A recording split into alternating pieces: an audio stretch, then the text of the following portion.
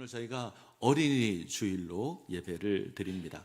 요즘은 아이들이 적어서 이 날이 참 귀하다 이런 생각을 합니다. 지난 주간 장신초등학교에서 체육대회를 했습니다. 학년별로 요일을 정해놓고 체육관에 모여서 자기들끼리 체육대회를 했는데, 저희 집 사모가 1학년이잖아요. 그래서 그 체육대회 한 영상을 이제 보내왔습니다. 저희 때 운동회를 기억하시죠? 학교 그 큰 운동장에 반별로 뺑 둘러 앉아서 체육대회를 합니다. 제가 다녔던 초등학교 학생들 숫자가 3,600명이 넘었습니다.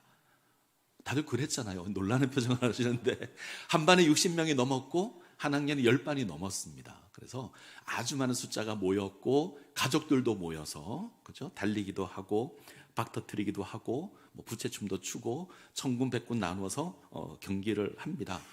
그때 당시는 마치 동네 잔치 같았습니다. 엄청나게 큰 규모였는데 분위기가 바뀌었습니다. 영상을 딱 보니 한 20-30명의 어린이가 체육관에서 자기들끼리 공을 굴리고 놉니다. 이 20-30명이 한 학년입니다. 한 반이 아니고 한 학년의 숫자가 한 30명 정도 됩니다. 아마 전체 숫자는 지금 장신초등학교 1학년의 그 숫자가 34명인가 그런 걸로 제가 알고 있는데, 그림이 너무 많이 달라졌습니다. 학교만 이런 게 아니라 교회도 그렇습니다. 교회 아이들이 없습니다. 제가 지방의 작은 교회를 다녔는데, 제가 청소년부 다닐 때 청소년부 인원이 한 150명 정도 됐습니다. 한 부서가 70명, 80명, 많게는 100명을 헤아렸습니다. 저희 창신제일교회도 그랬을 겁니다. 아마 훨씬 더 많았을 겁니다. 근데 지금은 아니죠. 주일학교를 다 합쳐도 100명이 안 됩니다. 그리고 주일학교가 있는 교회가 드뭅니다. 대부분의 교회에서 주일학교가 없습니다.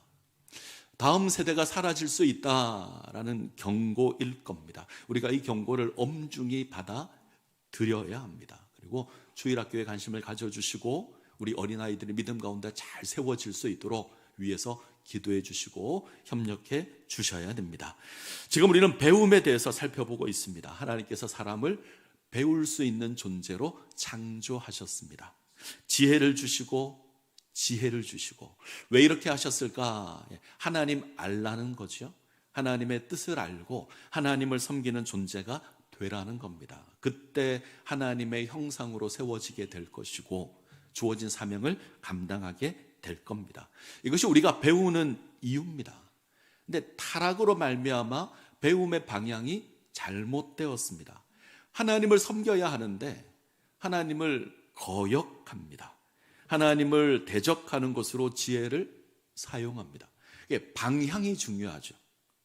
우리의 배움의 방향이 하나님을 향해 있으면 하나님 알고 하나님 섬기고 그렇게 할 겁니다. 그런데 이 배움의 방향이 하나님을 대적하는 것을 향해 있으면 하나님을 섬기지 않습니다. 하나님을 대적하는 도구가 될 겁니다. 인간이 벽돌을 만들어 내었습니다. 인류가 창조한 발명품 가운데, 인류가 만든 발명품 가운데 최고의 발명품 가운데 하나인데, 여기에 역청을 발라서 붙이고 방수하는 기술까지 생겼습니다. 이 지혜와 이 지식으로 인간이 무엇을 하죠? 바벨탑을 쌓습니다. 하나님을 대적하고 하나님을 거역하는 것으로 사용합니다. 배를 만들고 역청을 발라서 구원의 방주를 만들었던 인간인데, 벽돌을 쌓고 역청을 발라서 하나님을 거역하는 탑을 세웁니다. 방향에 따라서 구원의 방주를 만들 수도 있고 하나님을 거역하는 바벨탑을 쌓을 수도 있습니다. 저는 우리의 지혜와 지식이 하나님을 경외하는 것으로 주어지기를 소원합니다. 우리가 구원의 방주를 만들어야지 바벨탑을 만들면 안 될 겁니다. 그래서 기독교 세계관 위에 우리가 배워야 합니다. 특별히 우리 자녀들이 이 지혜를 지니기를 원합니다. 저는 우리 자녀들이 바벨탑 쌓는 것이 아니라 구원의 방주를 만드는 하나님의 백성들이 되기를 간절히 소원합니다. 이를 위해서 힘써 주시고 애써 주실 것을 부탁을 드립니다. 오늘날은 지식이 넘쳐나는 시대입니다. 말 그대로 정보의 시대를 우리가 삽니다. 마음만 먹으면 얼마든지 정보를 얻을 수 있습니다. 궁금한 것이 있으면 여러분들의 스마트폰을 열어서 두들기면 바로바로 답을 알려줄 겁니다. 여기에 요즘은 인공지능이라는 게 생겼습니다. AI 이런 게 생겼습니다. 이게 요물입니다. 굉장히 놀라운 건데 그림을 그려달라 그러면 그려줍니다. 제가 설교 시간에 사용하는 대부분의 그림이 AI가 그린 겁니다. 일을 시키면 일도 하고요. 모르는 거 물으면 기가 막히게 알려줍니다. 제가 한 번은 너무너무 궁금했어요. AI한테 물었습니다. 주호영 목사에 대해서 알려줘. 그랬더니 인터넷에 있는 온갖 자료들과 설교를 다 분석을 해서 답을 답니다. 그런데 제가 추구하는 목회 방향이나 설교 스타일을 그대로 기록을 합니다. 제가 굉장히 놀랐습니다. 야, 정말 조심해야겠구나. 누군가 저 이름을 검색하면 내 정보가 다 나오겠구나. 이런 생각들을 했는데 어느 날 이 녀석이 제가 목사인 걸 안 것 같아요. 가끔 뭘 물으면 어느 순간부터 목사님 이러고 대답을 합니다. 너 이것 좀 해. 그러면 예 목사님 알겠습니다. 그러고 작업을 해요. 대단히 똑똑한 친구입니다. 제가 얼마 전에 설교를 하다가 파스칼의 팡세를 언급한 적이 있습니다. 여러분들은 기억을 못하겠지만 했습니다. 설교를 준비하다가 문득 파스칼의 팡세라는 책의 내용을 인용을 좀 해야겠다. 그런데 인용할 부분이 생각났는데 정확하게 내용이 기억이 안 나는 겁니다. 그럼 어떻게 해야 되죠? 책을 찾아야 되잖아요. 서재에서 팡세를 찾습니다. 제가 틀림없이 그 책이 있거든요. 녹색 표지에 팡세라는 제목의 크리스찬 다이제스트라는 출판사에서 나온 책이 저한테 있습니다. 그런데 아무리 찾아도 책이 안 보이는 겁니다. 그래서 찾다가 결국은 포기하고 AI에게 물었습니다. 그랬더니 파스칼이 누군지 쫙 조사를 해주고요. 팡세라는 책이 어떤 책인지 쫙 나열을 해줍니다. 제가 내가 이런 문구가 기억나는데 정확하게 문구를 표현해줘 그랬더니 정확하게 찾아내서 알려줍니다. 그리고 이 문구를 누가 인용했는지조차도 알려줍니다. 우리가 이런 세상을 삽니다. 원하는 정보가 있으면 다 정리해서 알려줍니다. 사람들이 AI를 사용해야 된다. 지금은 AI의 시대이다. 이렇게 말합니다. 맞습니다. 사용해야죠. 근데 중요한 건 방향입니다. 우리가 기독교 세계관이라는 방향에서 이것을 잘 사용하면 아주 유용한 도구가 될 겁니다. 그런데 하나님을 부인하는 세계관에서 AI라는 도구를 사용을 하면 바벨탑을 쌓게 될 겁니다. 21세기 바벨탑을 만드는 겁니다. 그래서 방향이 중요합니다. 오늘 우리는 잠언이라는 성경을 대합니다. 잠언이라는 성경이 분명하게 이야기를 합니다. 오직 여호와를 경외하는 것이 지식의 근본이다. 여호와를 경외하는 것이 지식의 근본이다. 여호와를 경외하는 것이 지혜의 근본이다. 근본이라는 말은 시작이라는 의미가 아닙니다. 여호와를 경외하는 것이 지식의 시작이다 이런 의미가 아니라 기초이며 근거라는 말입니다. 여호와를 경외하는 것이 우리가 지식의 근거로 삼아야 한다. 하나님을 경외하는 그 믿음 위에서 지식을 쌓아야 하고 지혜를 쌓아야 한다. 배워야 한다. 이런 뜻입니다. 세상은 하나님이 없다는 세계관이 지식의 근거입니다. 세상은 하나님을 모르고 하나님이 없다고 합니다. 하나님을 인정하지 않습니다. 세상이 저절로 세워졌다. 저절로 만들어졌다. 진화론을 이야기합니다. 진화론을 이해하는 가장 쉬운 방법은 동물의 세계를 보시면 됩니다. 강한 동물이 약한 동물을 잡아먹습니다. 약육 강식의 세계입니다. 이런 세계에서는 예의나 배려나 이런 거 없습니다.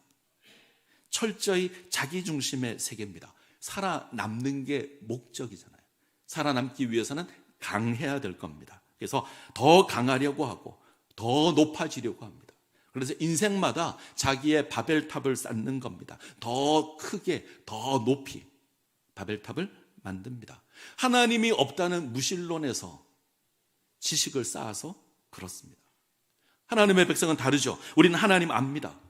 눈에 보이는 이 세계를 창조하신 눈에 보이지 않는 하나님이 계신다. 우리가 압니다.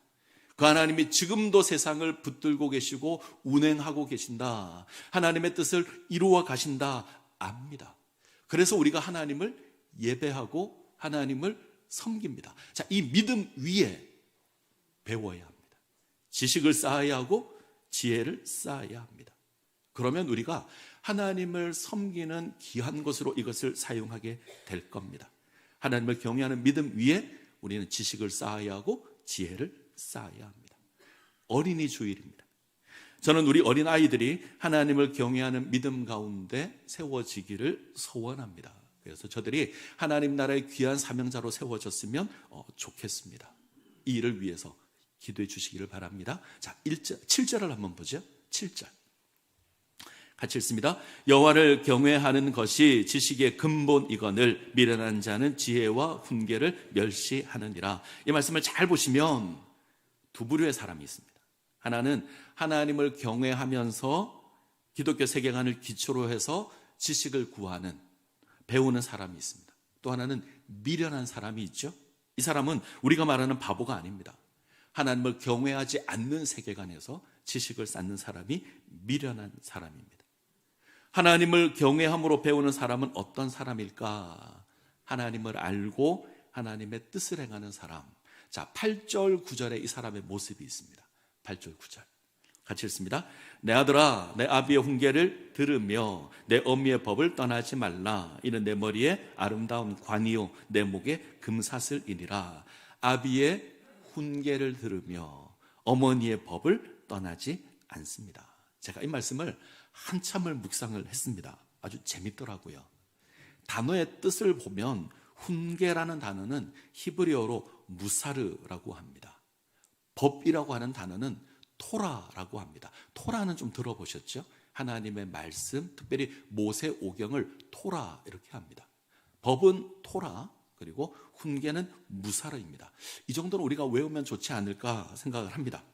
무사르는 삶을 세우는 가르침입니다. 반복하고 훈련하는 거. 이거 해야 돼.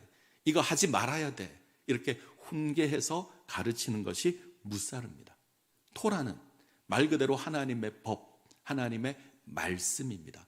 성경입니다. 정리하면 우리는 하나님의 말씀, 성경을 배워야 합니다. 토라를 배워야 되죠. 그리고 배운 내용을 우리가 살아가는 삶에서 잘 실천할 수 있도록 무사루를 받아야 합니다. 뭘 해야 되는지, 뭘 하지 말아야 되는지 우리가 배워야 합니다. 하나님을 경외함으로 하나님의 말씀 배우고 그것을 우리 삶에 실천하는 겁니다. 그러면 그 지식이, 그 지혜가 우리의 영광이 될 겁니다. 머리에 쓰는 아름다운 관이 될 것이고 목에 거는 금사슬이 될 겁니다. 그러면 어리석은 자는 어떤 자일까요? 하나님 없는 삶을 사는 사람, 악한 자의 꾀임을 받아서 엉뚱한 길로 가는 사람. 자, 하나님 없기에 이 사람은 죄의 유혹이 임합니다. 근데 그 유혹이 언제나 달콤합니다. 자, 11절에서 13절을 한번 보죠. 11절에서 13절 같이 읽습니다. 그들이 내게 말하기를 우리와 함께 가자. 우리가 가만히 엎드렸다가 사람의 피를 흘리자. 죄 없는 자를 까닭없이 숨어 기다리다가 스올같이 그들을 산채로 삼키며 무덤에 내려가는 자들같이 통으로 삼키자. 우리가 온갖 부활을 얻으며 빼앗은 것으로 우리 집을 채우리니. 세상이 우리를 향해서 함께 가자 속삭입니다. 우리가 함께 즐기자 속삭입니다. 한 가지 제안을 하죠. 우리가 가만히 있다가 지나가는 사람 하나를 쳐서 가진 것 빼앗고 우리를 배불리자 속삭입니다. 강도짓 하자. 강도짓 하면 될까요? 안 될까요? 안 되죠. 우리는 이게 죄라는 거 압니다. 그것을 하면 안 된다는 것도 압니다. 근데 이게 굉장히 달콤하게 주어질 수 있습니다. 그때는 굉장한 유혹이 됩니다. 우리가 이것을 해도 아무도 모를 거야. 우리가 무엇을 하는지 아무도 모를 거야. 우리가 한 번만 성공하면 큰 부자가 될 거야. 세상에서 떵떵거리며 살 수 있어. 이런 유혹이 주어질 수 있습니다. 이 유혹의 의미는 뭐죠?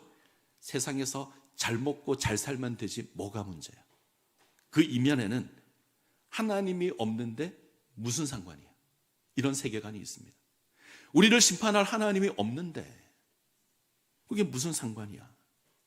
하나님을 경외하지 않는다는 건 하나님을 인정하지 않는다는 겁니다. 삶의 기준이 나 자신이 됩니다. 나를 세우기 위해서 수단과 방법을 가리지 않아도 된다. 아무 상관없다. 세상의 가치관입니다. 자, 실제 일어난 일인데 주변에 아는 사람에게서 연락이 왔습니다. 내가 죄를 지었는데 네가 나 대신에 감옥에 가면 내가 3천만 원 주겠다. 교도소에서 실형을 받아서 네가 살면 내가 매달 500만 원씩 주겠다. 형을 다 살고 나오면 내가 너에게 3천만 원 주겠다. 어떻게 하시겠습니까? 하시겠습니까? 안 하시겠습니까? 안 하시겠습니까? 웃으시는 건 그래도 일말에 좀 실제로 이 제안을 받은 사람은 수락했다고 합니다. 혹시 이 제안을 받아들이기에는 나는 그 정도 금액으로는 안 해, 이런 사람이 계실지 모르는데, 자, 이런 제안은 어떨까요? 2015년 흥사단 투명사회 운동본부 윤리연구위원회에서 이 정기적으로 설문조사를 합니다. 매년마다 한 3, 4년마다 합니다. 일종의 사회윤리 지수를 조사하는 건데 이렇게 묻는 겁니다. 죄를 짓고 1년의 감옥에 가 있으면 10억을 주겠다. 이 제안을 받으면 어떻게 하겠는가? 10억이 생긴다면 죄를 짓고 1년 정도 감옥에 가도 괜찮다. 이렇게 생각하느냐라고 묻습니다. 자, 1년만 감옥 가면 10억입니다. 하시겠습니까? 정말 안 하시겠습니까? 고등학생의 56%가 하겠다고 했습니다. 나 죄를 짓고 감옥 가겠다. 중학생의 39%가 나 하겠다. 저희 청소년부에게 물어보고 싶어요. 앉아 계신데. 문제는 이 수치가 해가 지날수록 점점 더 높아진다는 겁니다.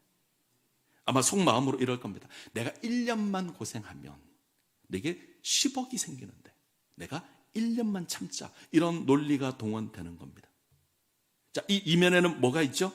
정직하게 살아야 한다는 가치보다 어떻게 해서든 돈을 구해야 한다는 가치가 더 높은 겁니다. 깨끗하게 사는 것보다 부자가 되는 것이 더 중요하다고 생각하는 겁니다. 정직한 삶을 배우지 못했습니다. 돈이 주는 즐거움만 가지고 있습니다. 그 선택이 10억을 위해서 죄를 짓고 감옥에 가는 겁니다. 저희 집 사모만한 아이가 마트에 갔습니다. 저희 사모가 간 게 아니라 사모만한 아이가 장난감 하나를 고르고 계산대에 가서 돈을 건네는데 100만 원짜리 수표를 건넵니다. 놀란 점원이 아이 엄마에게 전화를 했습니다. 지금 아이가 100만 원짜리 수표를 가지고 왔는데 이거 괜찮습니까? 그랬더니 엄마가 대답합니다. 아니 100만 원 받고 계산해 주면 되지. 그게 뭔 상관입니까? 실제로 이런 일이 우리 가운데 허다합니다. 우리 가운데 이런 사람은 없을 겁니다. 이 사람은 자녀에게 돈의 가치를 가르치지 않았습니다. 돈이 어떤 것인지 가르치지 않았고요. 단지 돈이 주는 즐거움만 가르친 겁니다. 이런 아이는 커서 돈을 구하는 인생이 될 겁니다. 세상의 가르침이 이렇습니다. 세상은 돈의 즐거움을 가르칩니다. 돈이 있으면 새 스마트폰을 가질 수 있어. 나만 배부르면 되지 저 사람이 나와 무슨 상관이야. 수단과 방법을 가지지 말고 돈을 벌어야 돼. 결국 인생을 좌우하는 건 돈이야. 이 세상의 가르침이잖아요. 이러한 가르침에 대해서 성경은 분명하게 고백합니다. 자, 15절 볼까요? 같이 읽습니다. 내 아들아 그들과 함께 길에 다니지 말라. 내 발을 금하며 그 길을 밟지 말라. 하나님 없는 세상의 가르침을 금지합니다. 따르지 마라. 그 길 밟지 마라. 인간의 탐욕을 구하는 바벨탑은 하나님 무너뜨릴 겁니다. 19절 이익을 탐하는 모든 자의 길은 다 이러하며 자기 생명을 잃게 하느니라. 결국 가장 귀한 생명을 잃을 겁니다. 이 세상의 가치관은 물질주의입니다. 돈이 중요합니다. 인생의 가치를 돈으로 판단합니다. 우리가 그런 세상을 삽니다. 아이가 태어난 지 1년이 되면 돌잔치를 합니다. 돌잡이를 하죠. 청진기 올려놓고 판사봉 올려놓고 실타래 올려놓고 돈도 하나 올려놓고 뭘 뽑아야 되죠? 대답을 안 하시는군요. 돈을 뽑으면 한호성을 지릅니다. 아이가 가끔 다른 걸 뽑을 수 있잖아요. 그러면 돈 뽑을 때까지 합니다. 돈이 중요하지 않습니다. 돈이 인생의 전부가 아닙니다. 돈이 우리의 생명을 존귀하게 하는 것이 아닙니다. 하나님 아는 것, 하나님 경외하는 것, 하나님의 뜻을 살아가는 것, 이것이 훨씬 더 귀한 겁니다. 성경이 이것을 가르칩니다. 악한 자는, 세상은 가만히 있다가 지나가는 사람을 쳐서 그가 가지고 있는 것을 다 빼앗아서 우리의 주머니를 불리자, 이 땅에서 많은 재물을 가지자, 이렇게 말할 겁니다. 근데 성경은 이렇게 얘기 안 합니다. 토라가 뭐라고 하죠? 살인하지 말라, 도둑질하지 말라, 거짓 증거하지 말라, 너의 이웃을 사랑하라. 이 토라 위에 돈을 사용하는 법을 가르쳐야죠. 돈을 정당하게 버는 방법, 돈을 정당하게 사용하는 방법, 돈을 통해서 이웃을 섬기는 방법, 이게 무사르입니다. 이 토라와 이 무사르가 우리 가운데 있어야 합니다. 그래야 우리가 존귀할 겁니다. 여러분들께 부탁을 드리려고 합니다. 우리 자녀들에게 하나님 경외하는 법을 가르쳐야 합니다. 우리는 자녀들이 세상에서 성공하기를 원하고 세상에서 성공하는 삶을 살기 위해서 우리 자녀들에게 투자하는 건 아끼지 않습니다. 좋은 성적으로 좋은 대학을 가야 한다고 생각해서 우리는 비싼 돈을 들여서 학원도 보냅니다. 저는 충분히 그 마음이 이해가 됩니다. 그 전에 하나님 경외하는 것 먼저 가르치셔야 합니다. 하나님 예배하는 거 먼저 가르쳐야 합니다. 그 위에 배움을 쌓는 겁니다. 하나님을 예배하는 것 위에 배움을 쌓는 겁니다. 왜요? 하나님 살아 계시기 때문에. 눈에 보이는 이 세상을 창조하신, 눈에 보이지 않는 하나님 살아 계시기 때문에, 그 하나님 세상을 운행하시기 때문에, 하나님의 뜻을 이루어 가시기 때문에, 때가 되면 하나님 심판하실 거기 때문에 공부하지 말아야 된다가 아니죠. 공부해야죠. 좋은 대학 가는 거 중요합니다. 근데 더 중요한 건 하나님을 경외하는 믿음 위에서 공부하는 겁니다. 하나님을 경외하는 근본 위에서 공부해야 합니다. 이거 하지 않으면 우리 자녀들이 벽돌 쌓고 역청 바르고 바벨탑 쌓는 겁니다. 하나님을 경외하지 않는 지식이 아주 달콤합니다.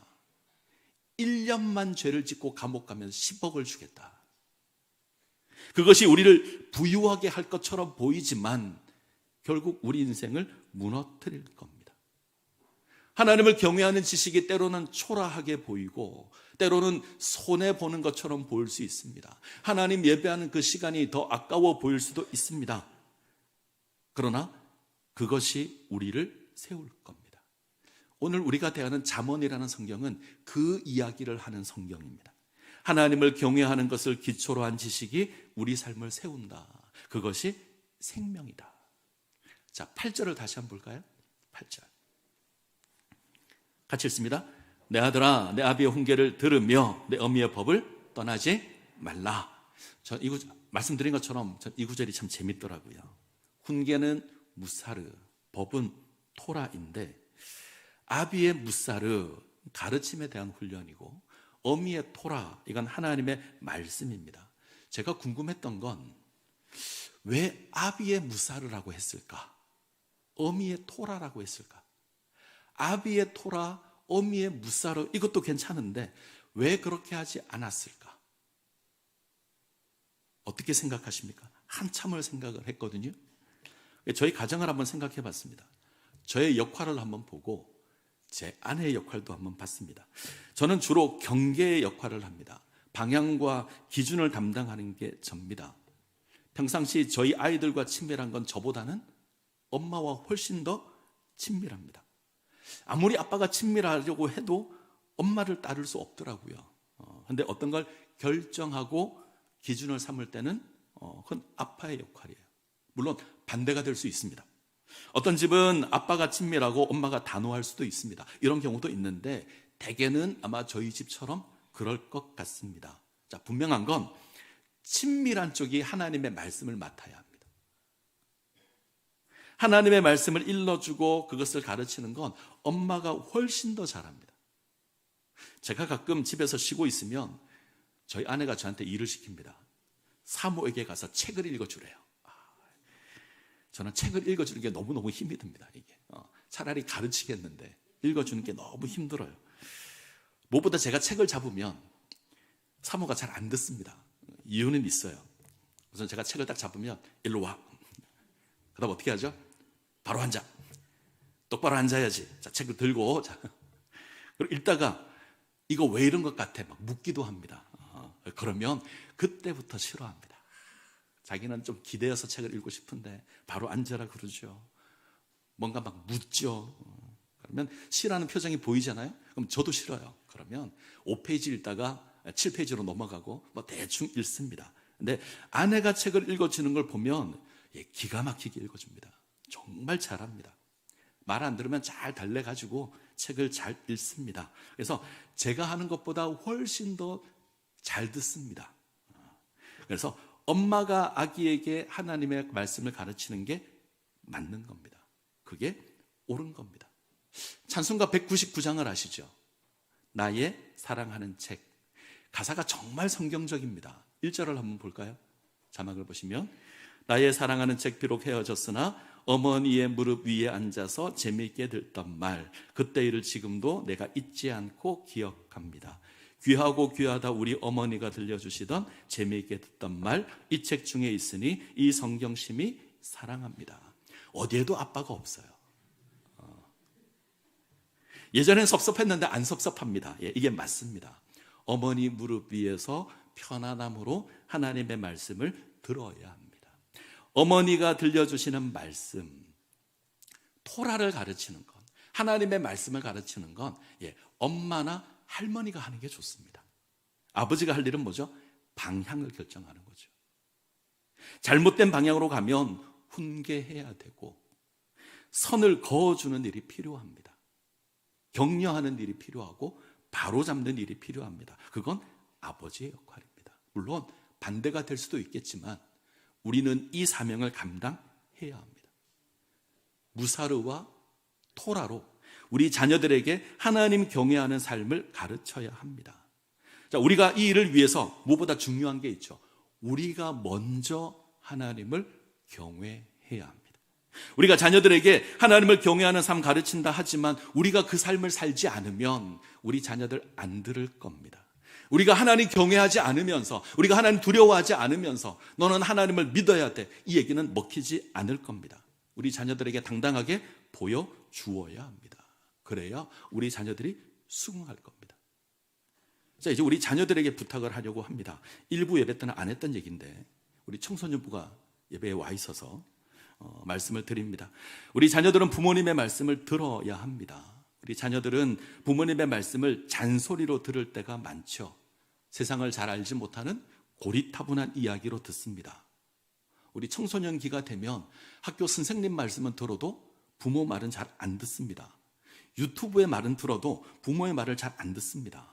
그런데 가만히 생각해 보십시오. 세상에서 나를 제일 사랑하는 사람이 부모님이잖아요. 가장 좋은 것을 자식에게 주고 싶은 것이 부모의 마음입니다. 자식이 떡을 달라 그러는데 돌을 줄 부모가 없죠. 고기를 달라, 생선을 달라 그러는데 뱀을 주는 부모는 없습니다. 그리고 부모는 인생을 먼저 살아본 경험이 있습니다. 자녀가 경험해보지 못한 경험의 지혜가 부모에게 있습니다. 경험해본 사람이 말해줄 수 있는 지혜가 부모에게 있습니다. 부모님의 소원은 내가 겪었던 시행착오를 우리 자녀들이 좀 안 겪었으면 좋겠다. 우리 자녀들이 세상 가운데 온전하게 세워졌으면 좋겠다. 그래서 이야기를 합니다. 근데 그게 때때로 잔소리로 들릴 수 있죠. 여러분들을 괴롭히는 게 아니라 여러분들을 위해서 하는 겁니다. 아마 부모님의 말 중에 제일 듣기 싫은 소리가 이걸 수 있습니다. 예수 믿어야 한다. 부모님이 이 말을 하는 이유는 분명합니다. 인생을 살아오면서 경험해보니 하나님을 체험하며 하나님을 예배하는 게 얼마나 귀하다는 걸 경험했기 때문에 그렇습니다. 창조주 하나님을 알고 하나님을 섬기는 게 얼마나 귀하다는 것을 알기 때문에 그렇습니다. 다른 어떤 것보다 그것이 중요해서, 대학 가는 것보다 그것이 훨씬 더 중요해서 이 이야기를 하는 겁니다. 우리 자녀들은 이게 이제 잔소리로 들릴 수 있습니다. 귀를 닫죠. 억지로 교회에 나와 있는 경우도 있을 겁니다. 어쩌면 세상 나가 노는 게 훨씬 더 즐겁고 이 시간에 공부하는 게 훨씬 더 귀하다 생각할지도 모릅니다. 저는 자녀들에게 부탁을 합니다. 하나님 예배하고 하나님을 섬기라는 부모의 말은 절대 잔소리가 아닙니다. 세상에서 나를 제일 잘 알고 나를 제일 사랑하는 사람이 내게 이르는 고백입니다. 그것만으로도 귀를 기울일 가치가 있는 겁니다. 내 아들아 내 아비의 훈계를 들으며 내 어미의 법을 떠나지 말라. 아비의 무사르를 여러분들은 들어야 하고 어미의 토라를 들어야 합니다. 그것이 여러분들의 삶을 지키는 삶의 울타리가 될 겁니다. 우리 청소년부들이 이 모습 가운데 세워지기를 간절히 소원합니다. 말씀을 맺겠습니다. 인생은 결국 어떤 길을 선택하느냐 이 문제가 될 겁니다. 이것을 위해서 우리는 배워야 하는데 두 가지 배움의 방향이 있습니다. 하나는 하나님을 경외함으로 배우는 겁니다. 하나는 하나님을 거역함으로 배우는 겁니다. 하나님을 경외하는 길이 화려하게 보이지 않을 수 있고 때로 답답할 수 있고 어떤 때는 손해보는 것으로 느껴질 수 있습니다. 그런데 그 길이 우리를 생명으로 인도합니다. 이거 기억하시고 하나님을 경외함으로 지혜를 구하시는 하나님의 백성들이 되시기를, 우리 자녀들이 되기를 간절히 소원합니다.